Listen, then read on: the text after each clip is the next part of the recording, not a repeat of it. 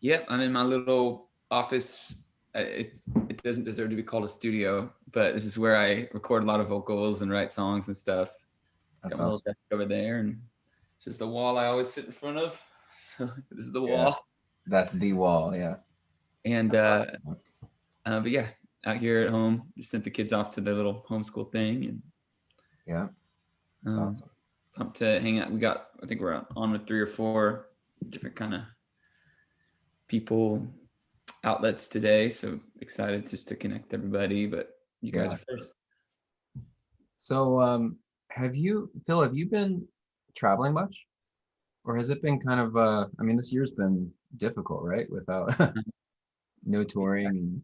Are people watching this right now? Or is it just us two? Oh yeah, no, people are watching. Oh, I didn't know how candid I could be. Um, hey everybody. Um, yeah, I've been traveling a little bit. You know, it's hilarious, guys. And I wouldn't like tout this on social medias or anything, but there's this. So there's like Billboard charts for like radio songs and all that, and then there's these charts that I don't ever look at because it usually has nothing to do with me, and they're called Polestar, and it's for like industry people to look at like what tours are out and what tours are doing well, and usually like in the top 10, top 20, top 40, you'll see like Shakira, Dave Matthews, U2. Yeah, I mean, maybe I'm in the thousands, you know what I mean? It's not yeah, even I'm part of my world. But because so few tours are going out and we started these worship nights, we just do 1 weekend a month of worship nights yeah, where we've been going to just Friday, Saturday, Sunday, 50% capacity. So, like 2,000 seat, 3,000 seat rooms, but with 1,000 or 1,500 people. Try to do the social distancing thing and love on people as best we can and be wary yeah, of whatever all concerns. But it's hilarious doing 1 weekend of those a month because there's so few tours going on. We made it in the top 10. Those social distance worship nights made it to the top 10 tours of the world wow, right now, which yeah, is it's of the world. it's not it's definitely not like anything on me because the average ticket there's like 600 average tickets a night or something Yeah, like that. But it just shows that like there's so few stuff going on right now, and we're so thankful that we can just gather little yeah, pockets of family together just to worship God. So it's I awesome. haven't been full on touring, but like 1 weekend a month, I've been going out and doing these really low key, me and an acoustic guitar Yeah, and half a room, which seems like a recipe for awkwardness, but they've been so special, man. This idea that we are the family of God has become more real to me than ever. yeah, Um, and these nights, I've proved it over and over and over again. Just like how people are just there's something so special and refreshing when the people of God come together. yeah. And especially coming out after this year, where everybody's been so isolated, I'm sure people have been just craving just to be back together and just I be even like just sung over, like Yeah, it seems like that, and I don't know how much I'm projecting of my own craving for that, but yeah, I mean, people are just going for it in these nights in yeah, places that you would expect, like going to First Baptist, like in some in Shreveport, Louisiana, you know what I mean, right, would be a little bit more still blessed, but maybe a little bit more low key. right. But not on these worship nights, man. People are ready to go, and There you go. so that's one cool like out of all the discouragement and frustration of the Yeah, last 12 months, that's one cool kind of what's the word like kind of reset yeah. response to the whole thing. So So we've got like a very select few of the top Loop community people here hanging out with us, and we want to hear this new song that you've done, and we want to hear the story too behind it. The House of the Lord song is so awesome, um and thanks, man. Maybe I, Brandon can turn my guitar in a second. I'll play the chorus or something. so tell us like the story about it, unless you want to play it first, or I can tell the story and give it some meaning. Thanks yeah, for saying that, by the way. Yeah, just released the song on Good Friday, which I felt like the whole thing was um, it's kind of the timing was a happy coincidence because when we were recording, okay, so I'll start at the beginning. So the House of the Lord was written right smack dab in the middle of 2020, like about a year ago, April, May. Honestly, I was so frustrated and discouraged, honestly, in that time. lots of like random things, obviously political and social and viral, but also just internally in my own heart, and also on a family side. It was the first time I've been home so much, and that even rose up like things that I think maybe I've always kind of, not huge things, but like in our marriage, things we could always sweep under the rugs. It's like, well, I'm leaving this weekend, so let's just not talk about that right now. So, 20, which I'm so thankful for all that now in hindsight. So I was just like in the middle of it. I'm like, and I was not experiencing joy in my life, and I was missing what I do for a living. I was missing ministry. I was missing my church, and so I just kind of wrote a song. For so long, I've always said, like, and it's been true, like such a strong weapon against depression and discouragement is thankfulness. And there's a possibility to experience the joy of Christ in every situation. I really believe that. And I remember I'm kind of getting convicted, thinking, man, I'm not living in that. I'm not practicing what I preach to all the people. Like, what do I do when I'm feeling this? And I was like, oh, just be thankful and take a moment and just remember God's faithfulness. And I was like, Lord, I'm going to do that. And so this song for me was a song to preach to my own soul, who I am in Jesus, what God has done for me, speaking the truth that there's joy in the presence of God, whether I didn't feel it or not, And like all relationships and situations, the feelings followed the actions of singing the truth, of putting God in his rightful place in my life. This song became like a perspective and an emotional shifter for me in that time. And from in that week, I remember showing Mallory, I was like, my wife was like, listen to this, there's joy in the house of the Lord. She's like, that does not sound like you right now, because that's not where you're at. I'm like, I know, but I think it's where I'm going, because I'm singing the song. And so she was like, that's, she was into it. And she's like, do you think people want to sing that too? Just like you are? I'm like, I don't know. We'll see, one day. And so I was carrying that with me through 2020, and kind of almost like a comeback song in a way, from my own heart. And so now to have it out, have it released. I think my favorite lyrics are in the bridge, where it says, we were the beggars, now we're royalty. We were the prisoners, now we're running free. We are forgiven, accepted, redeemed by his grace. And I just think and I just realized what a cool thing it is that happiness comes and goes with the situation. Just like Jesus said, in this world, you will experience trouble, but take heart, I've overcome the world.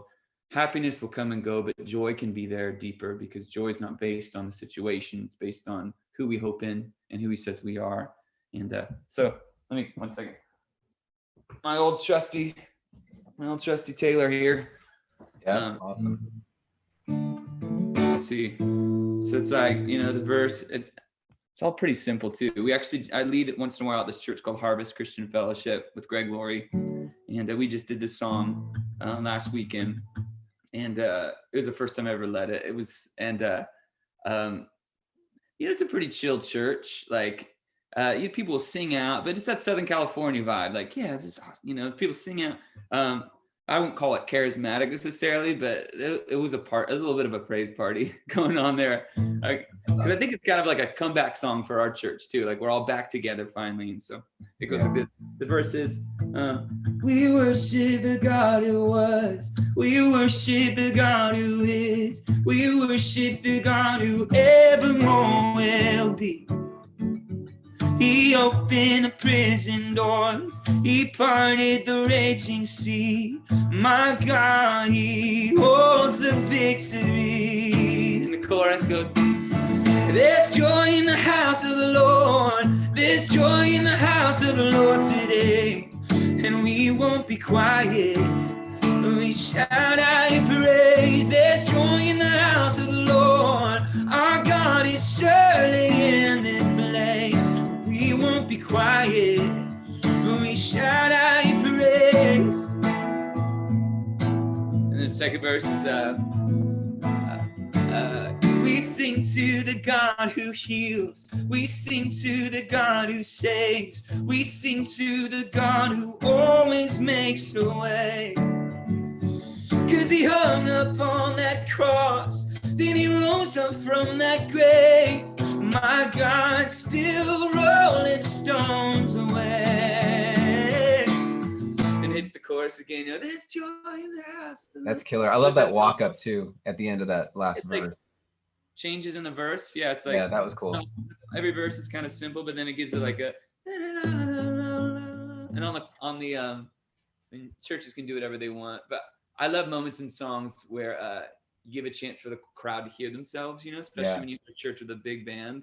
When you give the church a chance to realize, oh, we're all really a part of this right now. We are the house of the Lord. So there's a couple moments in the song that do that. That verse is one of them. It's like it's rocking. It's cause he hung up on that cross. All that, just vocals right there, and the church was like, yeah, when we let it. And so it's a song that like lifts up the name of Jesus, but also like we're like preaching to our own souls at the same time, reminding ourselves who God is. And then the bridge is reminding ourselves who we are in God. It kind of breaks down into the, and we were the beggars, but now we're royalty. We were the prisoners, and now we're running free. We are forgiven, accepted, redeemed by His grace. Let the house of the Lord sing praise. Then it builds. We were the big. So that's killer. In a nutshell. What key do you sing it in live when you do it? Are you in A? I think I'm in A right now. I think the record's in B flat. So I think once I'm warmed up and I got a mic in front of me, that I'll do B flat. Right now it's still morning on the West Coast, so right. I went down a half step for you to save your guys' ears. Yeah. No, man, that's awesome. That's a great like opening song too. That's what we did it. We did it open, and I rarely usually, even if it's an upbeat song, I hate opening with a brand new song usually, but the song so we started, and maybe this gives some of you worship leaders ideas. Pastor prayed, welcome worship team. Let's lift up a shout of praise, and the band kind of swelled in, the worship rumble thing that we all know. Yeah. And then I just kind of started right off. I'm like, isn't it good to be in the house of the Lord? Especially, we could say that any time in any century, but especially now as like Harvest, and I'm sure it's all different all over the country, but Harvest is just beginning to get back indoors. They've had like this giant outdoor tent in the parking lot they've been meeting in. So we're just getting back. So isn't it good to be together in the house of the Lord? Everybody cheered. And so then I read like a couple scriptures about being in the house of the Lord. And some promises that we have, that the Lord inhabits the praise of His people, that there's joy in His presence. I was glad when He said, let us go to the house of the Lord together. Yeah. And then I said, so we're going to sing a brand new song about the house of the Lord, but I think the chorus is easy enough for us to sing it after like one or two times. So I just started with the chorus. It goes like, everybody goes like this. There's joy in the house. And then the kick started coming in. Yeah. In the house of the, that whole thing. And then by the second time, people were on it, and like, it did kind of make it like a party atmosphere, which was so fun, especially coming back for the first time, Yeah, talk about good timing, because it is such a good song for like all these churches reopening. It's a happy coincidence for sure. Yeah, because honestly, when we were recording the song in like what was it, November, December, I was tracking the vocals. And everybody that on my team was excited about it. They were thinking we should release this song before the record even comes. It should be one of the pre-release songs. And so I'm just going like, I just want to make sure that we're our thumb is on the thermometer of culture, because at that time, like when you look at all the COVID graphs, it was like peaking, and in California, it was like everybody closed down again. And right. And so I was like, I just don't want to be insensitive, and people would be like, what is Phil talking? But then even in that moment, I was like, man, if we've learned anything this year, it's that, yes, going to a place geographically together, gathered together with those people, that's something where it's like a command in scripture, and there's promises for those moments. But those moments aren't needed to experience the presence of God. What really makes those moments powerful is not the building, but it's His people gathered together. It's His people coming together in song, in voice, in heart. And it's the people that are really the dwelling place of God, And so I thought, man, well, whatever we release this song in, like that's the story, is that you, Matt, and me, and all you guys out there, like we carry the house of God out into the world now. And I just thought, man, that's, whether we're all back in churches or not, by the time I release this out, like that's that's the message I want to preach, is that like, let's be excited to be back in those churches. Those are sacred places. But don't let the fact that things are going on in the world, like the circumstance in the world, affect and change and get your eyes off the truth that God is already in you, that you are the house of the Lord, and that you can carry joy in it everywhere you go. So yeah, it was an interesting time, but thankfully it seems like things are lightening up. I know I saw you guys are reopening. California is reopening, right? June 15th. Yeah, which Mhm. actually I haven't even heard this. June 5th, is that a thing? Is that I think I saw that on my news Brandon's actually. nodding? I haven't even heard that yet, but that's amazing. I'm I so know. So it's that's coming, man. I feel like you're like the king of writing these opening like number one songs, like the top of the set, like getting everybody together, that's getting that's everybody pumped. kind of you to say. I do love writing them because I know just firsthand. I know how much I need them. Yeah, yeah, Uh, like especially like at Harvest, at the churches I go to, I'm just like it's you get tired of the same 4 or 5 songs. I mean, even yeah, Greg Laurie, the pastor, he's like, I remember him saying this a couple years back. He's like, we play the same 4 songs for the first song for the last yeah, whole year. It's yeah. like I know, but it just kind of has to hit a spot for There, everybody to kind of come into the room and there's a so lack, I feel like, of like that number one song.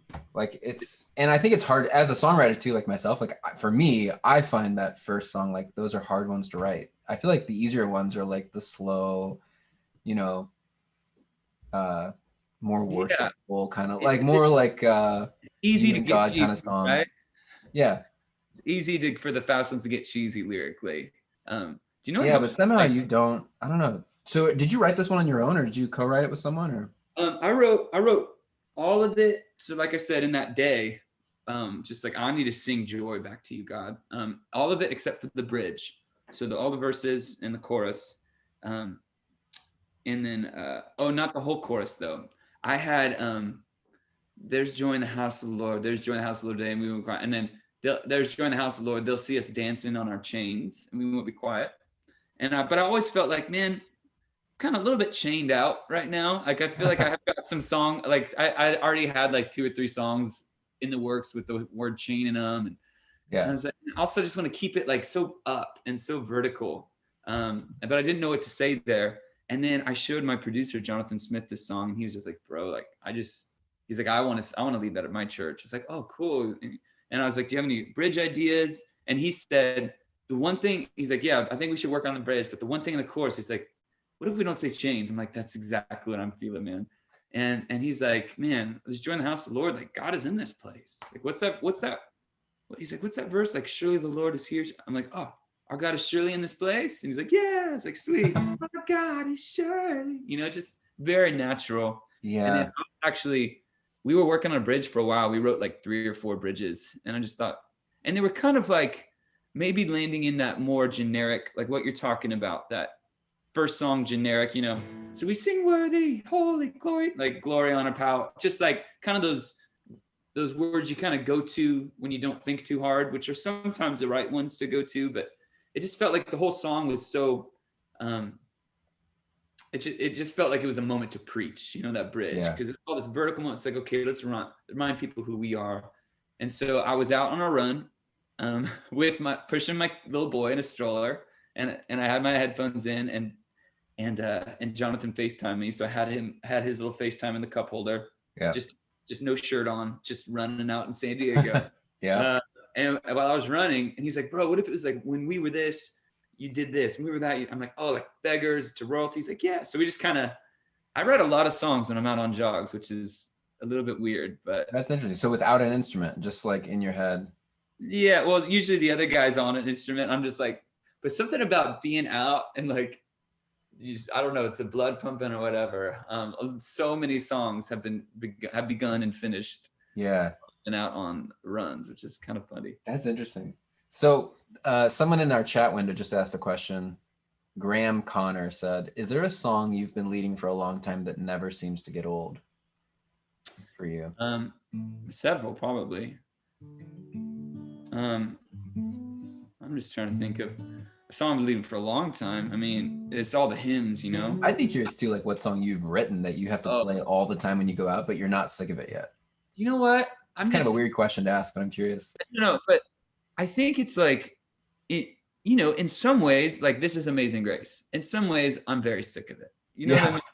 Like if I had to sing it to right now to you, I'd be yeah, like, okay, like when is this 4 minutes done? You know yeah, what I mean? totally.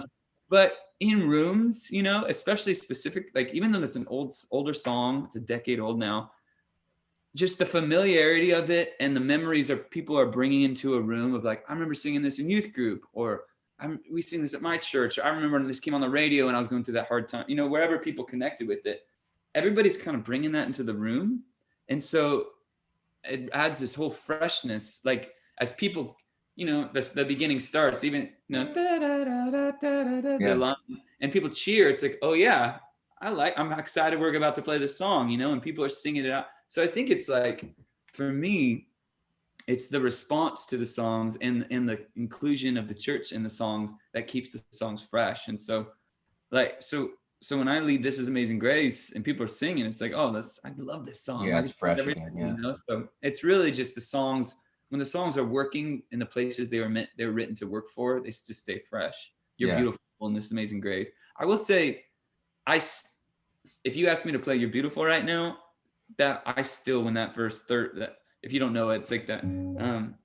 Uh, the third verse, you know, when we arrive at eternity's shore, where death is just a memory, and my heart still lights up when I sing yeah, that. Maybe that's a good answer for that question. yeah. That's. Carter asks, what would you recommend for someone who's starting out to write worship music?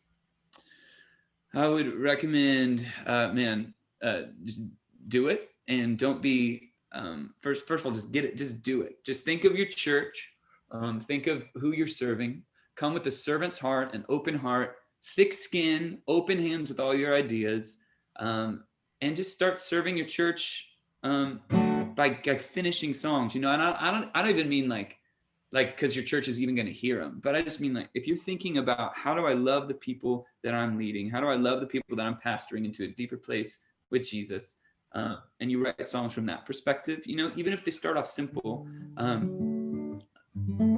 but write a lot, you know. And I spend hours and hours and hours every week thinking about songs, and for how many hours I spent writing and thinking about songs, it's that compared to how many songs are actually written, like it's a drastic change.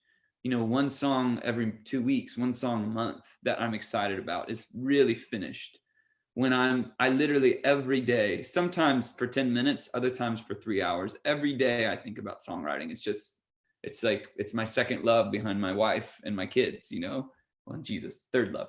Um, and, but man, just start here. I'll give you really simple, don't overcomplicate it. It's like, man, maybe your church is walking through First Corinthians and you're hitting the love chapter, you know, and the prayer is just, put the same love that you love me with, Jesus, put in my heart so I can love other people.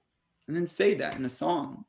Like, let's just write, I mean, if you just wrote one right now, like, gee, oh, how you love me, Jesus. I am amazed. I want to love all others. You know, like you're singing, and that's not great what I just wrote, but that's the beginning. It's like you're trying to find like this idea is like give me the same love that, oh, this is, dude, okay, this is idea. I just popped it. The same love that held you on the cross. Let it burn in me. Let it burn in me. Na na na. Count all as lost until all will see your love. You know, like the same love that held you on the cross. Let it burn in me for others. I mean, that just lights my heart. I mean, it just came out of nowhere, but that's from thinking on it for 20 seconds, you know. The same, and you call it The Same Love. That's a great title for a song. And the whole song, don't go like, how amazing is your mercy, how amazing is your grace, I am saved when you feel me in this happy place. You know, don't get settled. Then from then on, every word of that song, the same love that held you on the cross, let it burn in me so that others will know it. You know what I mean? That's your Yeah. theme. Let every line, let every line of every verse, every bridge, everything make people understand that same moment and bring like this moment right now where I'm blessed by that thought. The song should do that for everybody that hears it and pays attention. They should be brought to this moment as well. Hmm. You know, they should like behold the Lamb of God. He is there upon the cross, all is in upon his shoulders, and it was for you, it was for me. No, no, no, no, no, no, no. Everyone will see the love. So let the love that held you on the cross, let it burn in me. You know, it's just like everything Whoa. wrapped around that. You know, Yeah. and then the bridge should say, should be like should say what you're already saying, but in like the best way. You know, and it's almost like if you worshipped in the bridge, then let them preach it. If you worshipped in the chorus, like vertically, preach in the bridge. If you're kind of telling stuff in the verse in the chorus, like if you're more preaching and describing a situation, then let the bridge be like the response. You know, for always have that response in there too. So that's my little 101 songwriting. That was killer. Honestly, that's a good song. You should pick that. You should start working on that after Same this. love. I will. All right, one last question. What is, and this is kind of twofold, what's the hardest thing about this past year, and or what's the biggest thing you've learned this past year with COVID? Yeah, the hardest thing about this past year, goodness, you know, because I'm out of it, I just think back and I just remember so much. I just see God's faithfulness and blessing, which is maybe weird. I will answer your question, but like in it for sure, there was some long hauls of frustration and discouragement. But now I just look back and I think, wow, God, thank you for what you taught me in all of that. Thank you for those moments. Thank you for all the time with the kids. Thank you for my marriage growing. Thank you for creating in me a better habit of a prayer life and a better habit of getting in the word. I just like think back and it's like, yeah, like, you know, there wasn't the same income streams from, you know, because I couldn't tour or anything like that. And, you know, got this and, you know, stuff that, you know, in the moment, it's like, oh no, like what might happen here, what might happen there. Man, the hardest moment, honestly, this is a little silly, you guys, but this was the lowest moment of 2020. So it was right in the middle of the, you know, it was political weirdness, it was virus weirdness, but it was also like during the riots were happening all over the country. And so all that, my family's like, let's get a dog. We need a distraction. So we got a Rona puppy. It was supposed to be a golden doodle. I'll tell the really quick story. It's supposed to be this mini golden doodle. Anyway, we got conned by this breeder. It was just a mutt from Mexico, poodle mutt from Mexico that was been dyed brown. And also that was infested with mange, like tiny mites, and it spread to my kids and to my wife. And so for like 2 weeks, they had like itchy hives all over them. And we had like medication and ointment, and my dog's hair was falling out, and it's just as like, it was just so intense. That's unbelievable. I know. And so that's where House of the Lord really came out of. Right. I promise that's where it did. Like, oh my goodness. And so all that being said, so it just felt so low, you know, because even for, I remember in that moment, we were doing like one of my kids' birthdays was filling that whole thing. And, you know, it was pretty unknown time right now. And so people were doing those drive-through parties. Do you know, have you seen any of those? Yeah. And it was sweet. And so many people like were so loving on my kids, but also it was like, kind of, it's just sad. You know what I mean? Right. People like throwing presents out the windows. It was like, I know. I watched a few of those. Well, we did. And I was so thankful. But afterward, just thinking back, I'm like, that was so sweet, but also kind of sad, you know? Like really sad. That's not happening anymore. It's just like all that stuff. So that was low. But all that being said, now I look back at all of that too. And I just see God's faithfulness in it all. And our dog now is a part of the family. And like, we wouldn't trade her for the world. And we look back and laugh at it all. And just see, you know, so that's a good. So when the hair dye came out, it was like a white dog or what? Yeah. Her hair started growing out. And it was like stark white to brown, like looked like ice. She had ice tips. It was like a little. Can't believe that. That's so wild. I know it was. Well, man, thanks for hanging out with Loop Community for a little bit and sharing your song. We have all the tracks for the House of the Lord at Oh, Loop Community. So you awesome. guys, if you're watching this, make sure you get the tracks on the website. The chart, there's like a link for the chart there too. I think it takes you to praise charts or song select somewhere. Awesome. But Well, thank you guys so much for the few questions and for tuning in, and just a quick blessing for all you worship leaders out there. Just asking God would fill you with fresh vision and outpouring of the Holy Spirit upon your ministry. I know it's an interesting time, depending and more or less depending on where you're at, but may you just have creativity and the anointing of the Holy Spirit as you meet people right where they're at and serve them and remind them of who God is through music and lift them up to Jesus. So much love for you guys and respect. And hopefully, if these songs might find a place in your guys' houses of worship, that would be amazing. That'd be incredible. awesome, man. All right, good seeing you. Good seeing you too, Matt. See everybody.